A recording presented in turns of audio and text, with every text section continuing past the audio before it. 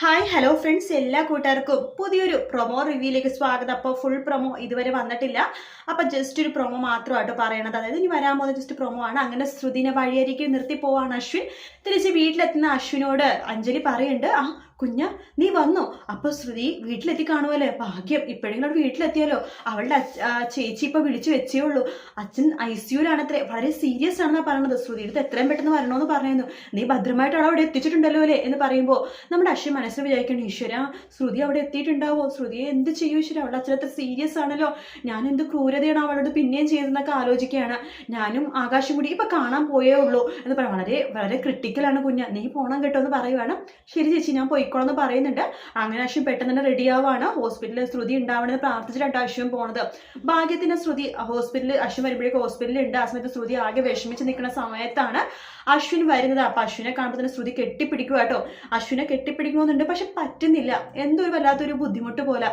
അപ്പൊ അതിനുശേഷം ശ്രുതി പെട്ടെന്ന് കെട്ടിപ്പിടിച്ചിട്ട് കുറെ നേരം പൊട്ടിക്കരയുന്നുണ്ട്. അതിനുശേഷം അശ്വിൻ വീട്ടിലെത്തുമ്പോഴേക്കും ലാവണ്യ അശ്വിനെ കെട്ടിപ്പിടിക്കുകയാണ്. ഞാൻ നിന്നെ ഒരുപാട് മിസ് ചെയ്തു, നീ അറിഞ്ഞായിരുന്നോ, കാട്ടുമ്പേബിയുടെ അച്ഛന് സുഖമില്ലത്രേ, ഹോസ്പിറ്റലാണത്രേ, നീ കാണാൻ പോയായിരുന്നു എന്നൊക്കെ ഇങ്ങനെ ചോദിക്കണം. അപ്പൊ ഇങ്ങനെ കെട്ടിപ്പിടിച്ചിട്ടാണ് ഇങ്ങനെ ചോദിക്കണത്.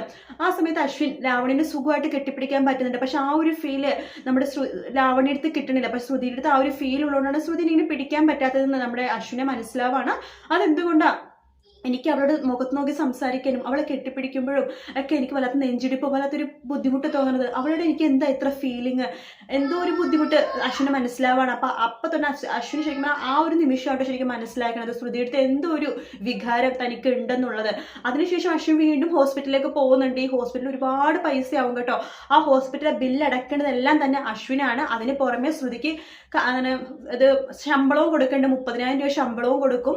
അതിനുശേഷമാണ് ഹോസ്പിറ്റലിലെ ബില്ലൊക്കെ അടക്കണത്.